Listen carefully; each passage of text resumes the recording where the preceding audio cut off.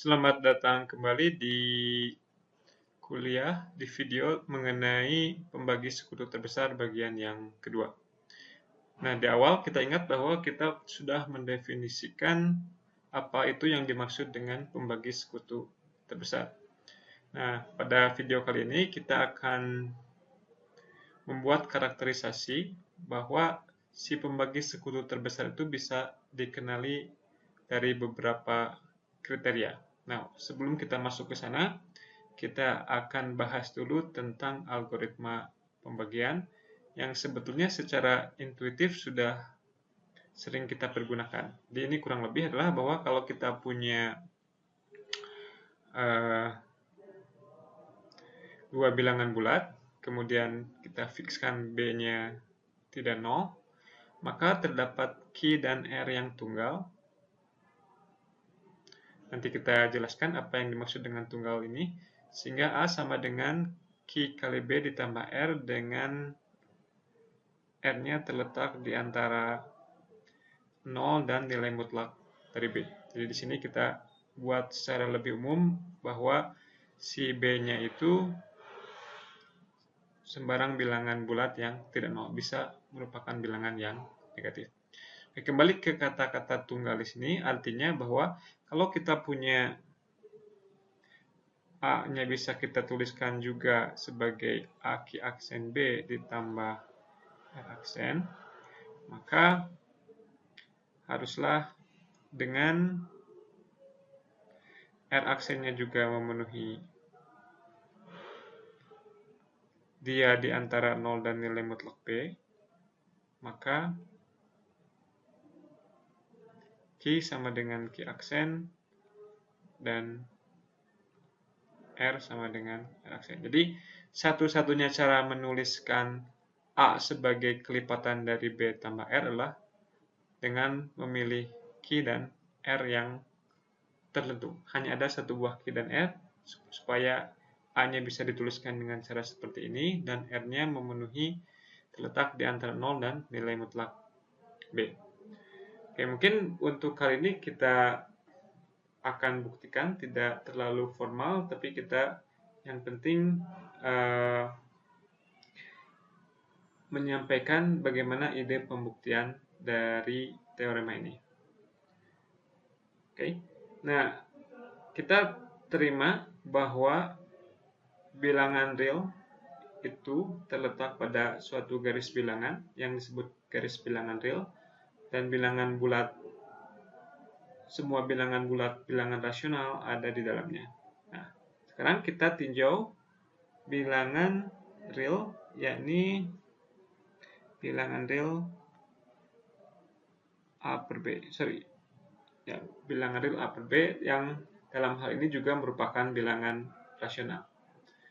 Nah, sekarang kita lihat bahwa di sebelah kiri A per B itu ada tak berhingga banyaknya bilangan bulat. Ya.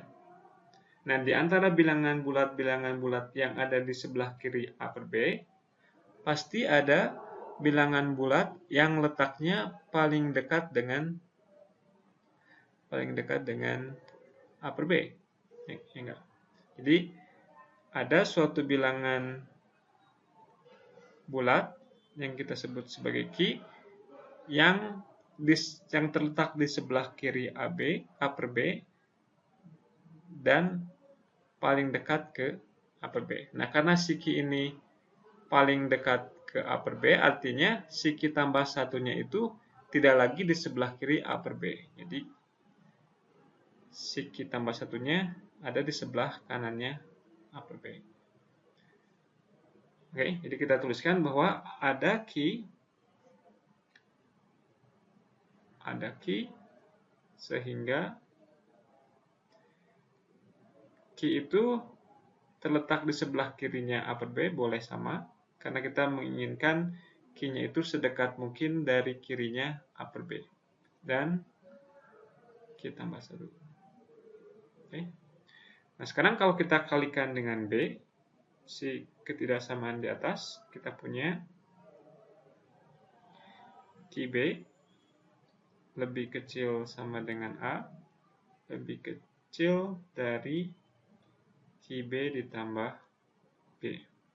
Atau kita tulis ulang sebagai A kurang QB terletak di antara 0 dan B. Oke. Nah, sekarang kita ambil si R-nya itu adalah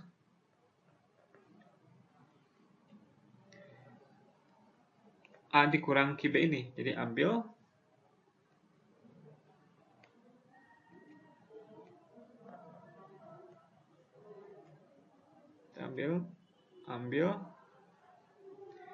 R sama dengan A dikurang QB. Maka kita punya A itu sama dengan QB ditambah R. Dan R-nya memenuhi ini. Ini tadi kita definisikan sebagai R dengan 0 lebih kecil sama dengan R lebih kecil dari B. Nah, oke, di sini kita asumsikan dulu bahwa B-nya positif.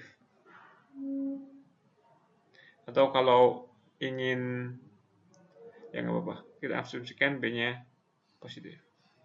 Nah, sekarang kalau B-nya negatif, maka kita punya statement yang semacam ini.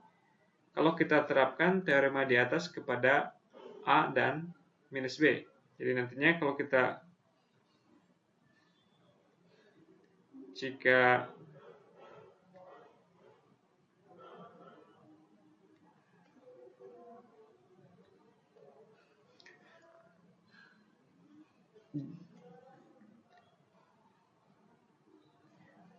B-nya negatif, oke, maka gimana? Maka dengan terapkan terhadap teorema di atas terhadap A dan minus B. Maka kita punya statement yang bunyinya A sama dengan suatu Q dikalikan dengan min B ditambah dengan R, dengan R-nya terletak di antara R dan minus B. Tapi minus B-nya kan akan sama dengan nilai mutlak B.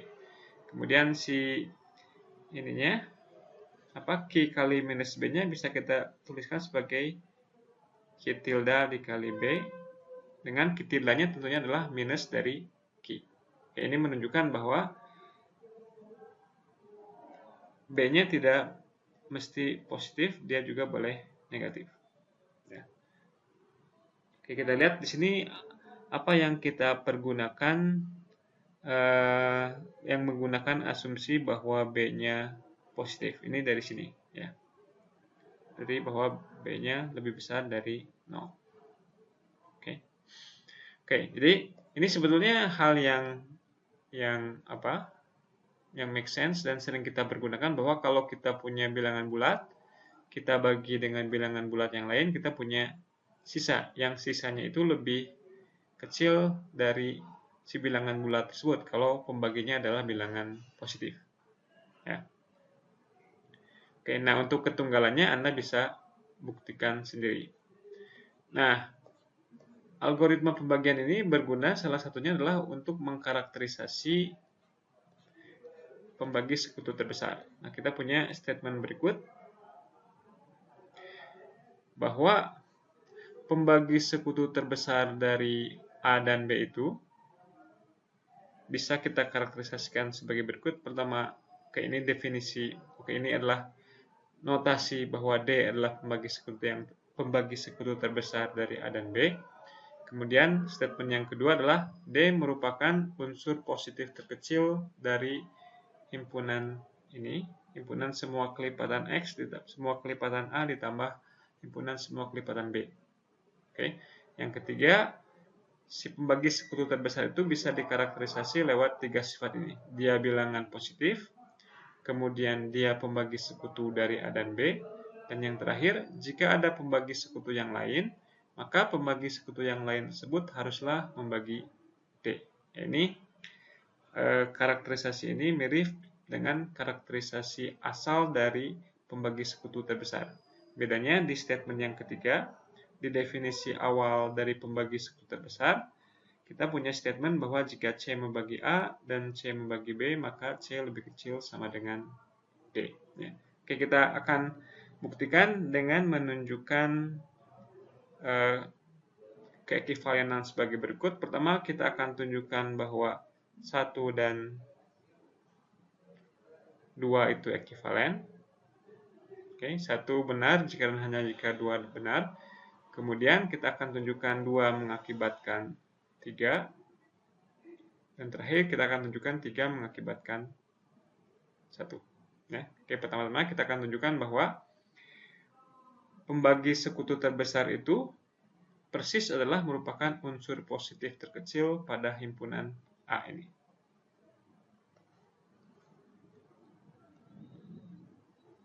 Oke, kita misalkan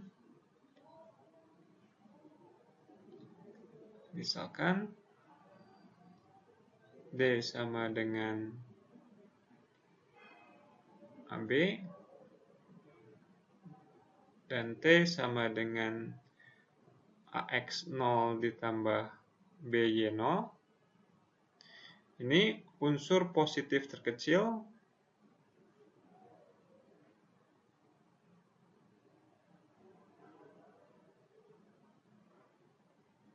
dari A. Oke, kita akan tunjukkan bahwa keduanya saling D lebih kecil sama dengan T dan T lebih kecil sama dengan D. Nah, pertama dari definisi D,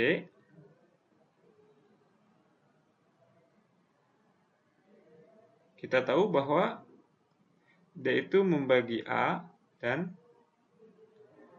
D membagi B. Karena D membagi A ini dan D membagi B, akibatnya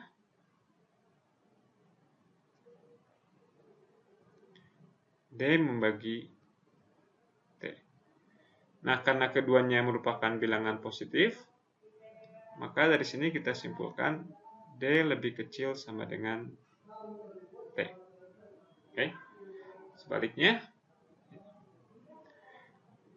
kita mulai dari sini dulu. T ini adalah unsur terkecil dari himpunan A. Kita ingin tunjukkan bahwa si T-nya itu lebih kecil sama dengan D. Kita akan tunjukkan T-nya membagi A dan T-nya juga membagi B. Kita gunakan algoritma pembagian. Diterapkan algoritma pembagian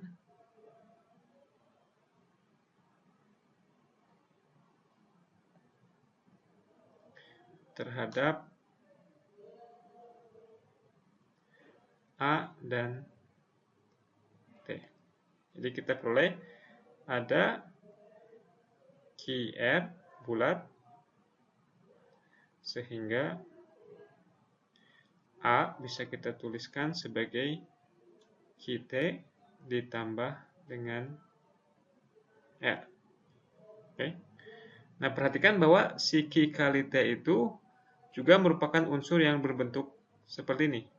Ya, kelipatan A ditambah kelipatan B. Artinya, akibatnya ketika A kita kurangkan dengan QT,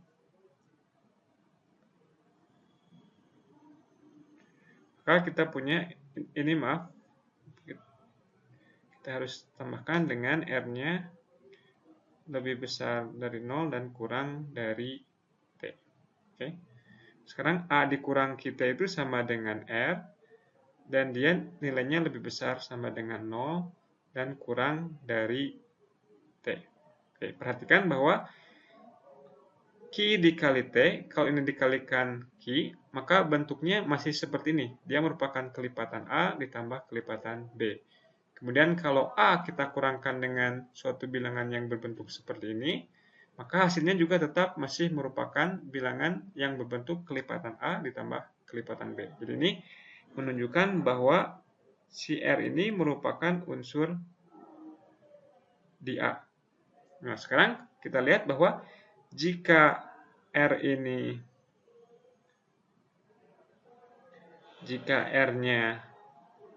tidak 0, jika R-nya positif, jika R-nya tidak 0, maka R unsur di A yang positif dan lebih kecil dari T. Nah, ini bertentangan dengan apa tadi? Bertentangan dengan definisi dari T. T tadi kita definisikan sebagai unsur positif terkecil di A. Padahal di sini kalau kita mengandaikan bahwa R-nya tidak 0, maka kita dapatkan unsur positif yang lain di A yang kurang dari T. Tentunya ini tidak mungkin. Jadi, apanya yang salah? Yang salah adalah R-nya tidak 0. Jadi, haruslah R-nya sama dengan 0. Jadi, R sama dengan 0. Kalau R sama dengan 0, ini di sininya 0, berarti A-nya sama dengan Q kali T. Atau dengan kata lain, T membagi A. Oke. Dengan cara yang serupa, dengan menerapkan algoritma pembagian terhadap B dan T, kita peroleh dengan cara serupa, kita peroleh T membagi B. Oke. Berarti apa? Berarti si T ini adalah pembagi sekutu dari A dan B. Nah, menurut definisi pembagi sekutu terbesar, kalau kita punya pembagi sekutu yang lain, maka haruslah akibatnya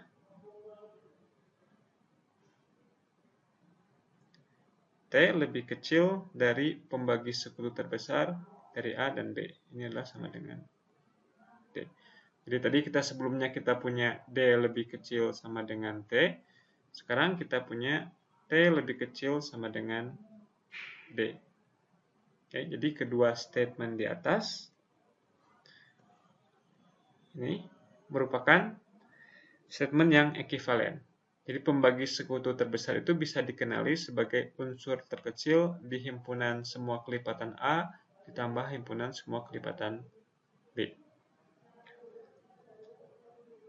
Oke, berikutnya kita akan menunjukkan bahwa 2 mengakibatkan 3.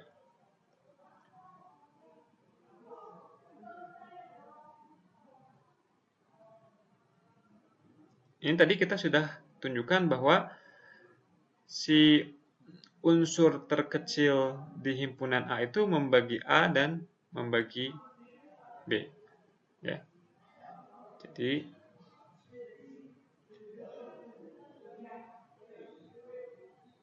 dua ke 3 seperti di atas.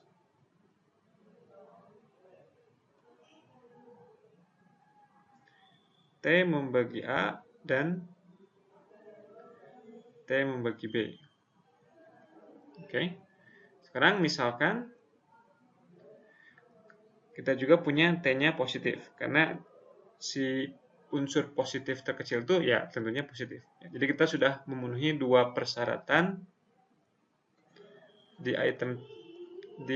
statement yang ketiga ini. Yang pertama, dia bilangan positif, yang kedua dia membagi A dan membagi B. Nah, yang terakhir kita ingin tunjukkan bahwa kalau kita punya bilangan yang lain membagi A dan B, maka dia haruslah membagi D. Ya. Oke, misalkan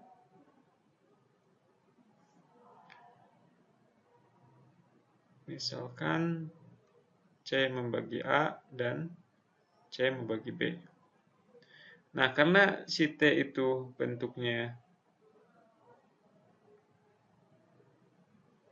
T sama dengan AX0 tambah BY0, dan C membagi A dan juga C membagi B, maka C membagi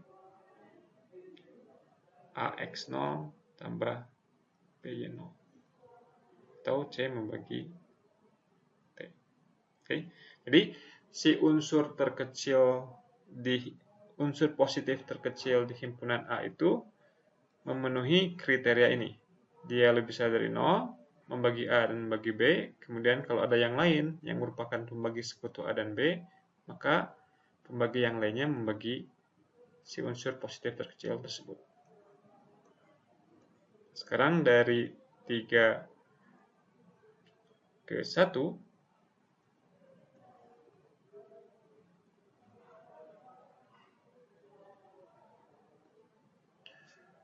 oke, dari 3 ke 1, 2 syarat sudah dipenuhi.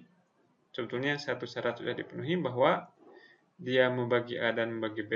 Nah, untuk menunjukkan bahwa satu benar, kita harus tunjukkan bahwa kalau ada pembagi yang lain yang membagi A dan B, maka haruslah pembagi yang lainnya tersebut lebih kecil sama dengan D.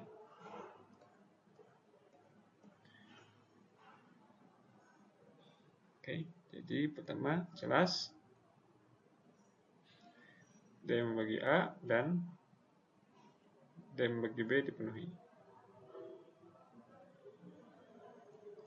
Kemudian berikutnya misalkan C membagi A dan C membagi B. Oke, maka menurut hipotesis ketiga, maka C membagi D. Oke, karena CD positif, maka C lebih kecil sama dengan D. Jadi ini menunjukkan bahwa si D itu adalah pembagi sekutu yang terbesar di antara pembagi sekutu A dan B yang lainnya. Jadi D sama dengan AB.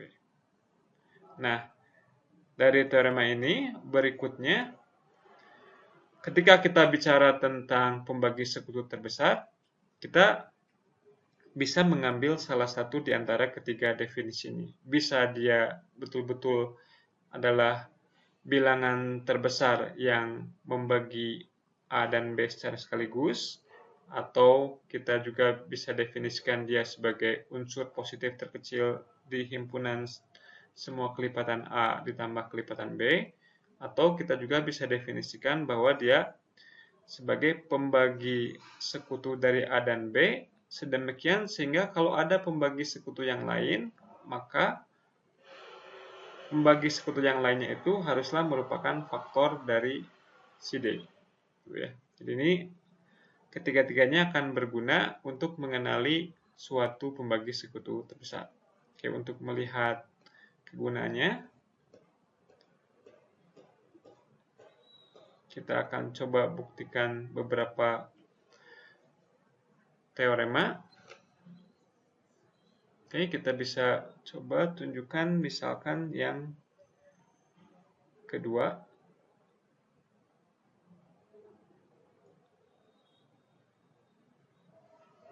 Oke. Pertama kita lihat bahwa karena AB ini membagi A dan AB membagi B, maka jelas nilai mutlak C dikalikan dengan AB membagi. Jadi kalau ini masing-masing dikalikan, ya hubungan keterbagiannya dipertahankan. Membagi A, C, kemudian juga nilai mutlak C dibagi dengan ini, kalikan dengan AB membagi A kali nilai mutlak C. Karena nilai mutlak C membagi C, ini membagi AC. Ini juga membagi, maaf, ini B. Membagi PC. Jadi jadi bilangan ini merupakan pembagi sekutu dari AC dan BC. Menurut definisi pembagi sekutu terbesar yang awal, maka kita punya C kali nilai mutlak C kali AB lebih kecil sama dengan dari pembagi sekutu terbesar AC dan BC. Oke.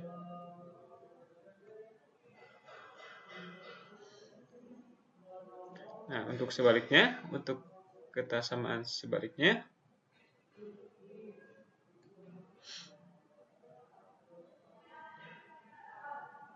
kita ingat bahwa si pembagi sekutu terbesar A dan B itu bisa kita tuliskan sebagai AX tambah BY.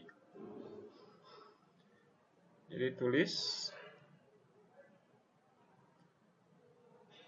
AB sebagai AX tambah BY. Maka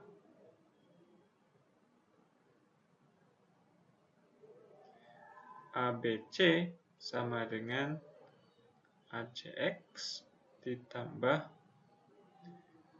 BCY. Akibatnya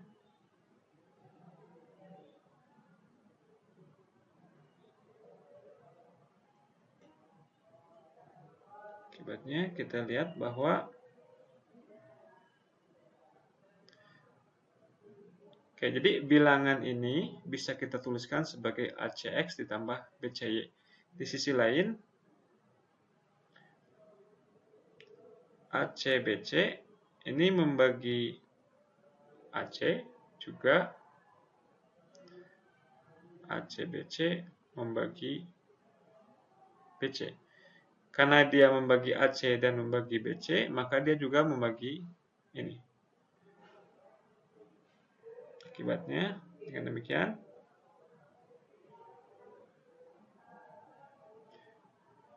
ACBC membagi kelipatan AC ditambah kelipatan BC. Jadi membagi ABC dan dia membagi nilai mutlak C dikalikan dengan AB. Oke. Karena ini dan ini positif, jadi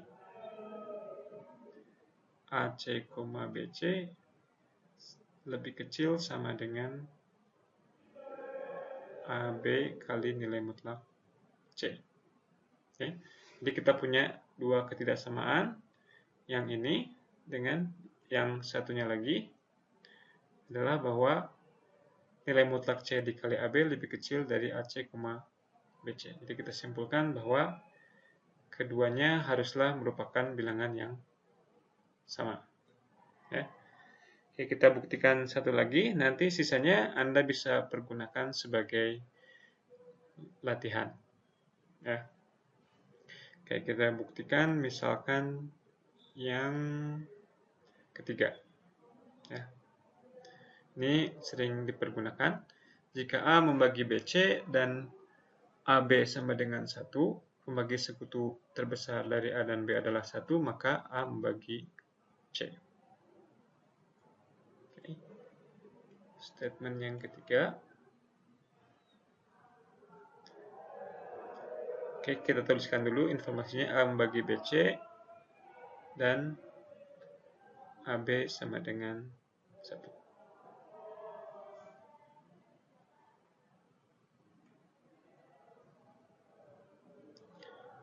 Pertama, jelas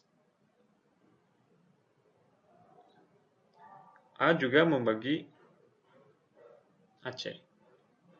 Ya. Oke, dari definisi yang nomor 2, kalau kita punya suatu bilangan yang membagi BC dan membagi AC, jadi si A ini kan membagi BC dan membagi BC. Dari definisi pembagi sekutu terbesar, maka sekarang kita punya, karena saya ulangi lagi, karena A-nya membagi BC dan juga A-nya membagi AC, maka A membagi pembagi sekutu terbesar dari AC dan BC. Nah, menurut sifat yang kedua tadi, ini si ACBC ini bisa kita tuliskan sebagai nilai mutlak C dikalikan dengan pembagi sekutu terbesar dari A dan B. Ini nilainya sama dengan 1, jadi ini sama dengan C. Jadi A membagi nilai mutlak C. Padahal kita juga punya nilai mutlak C itu membagi C.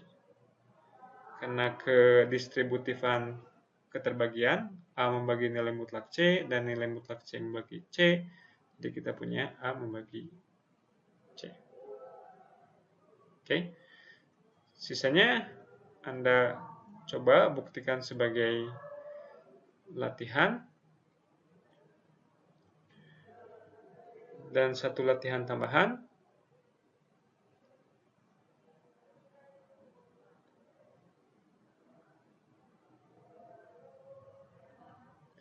Buktikan bahwa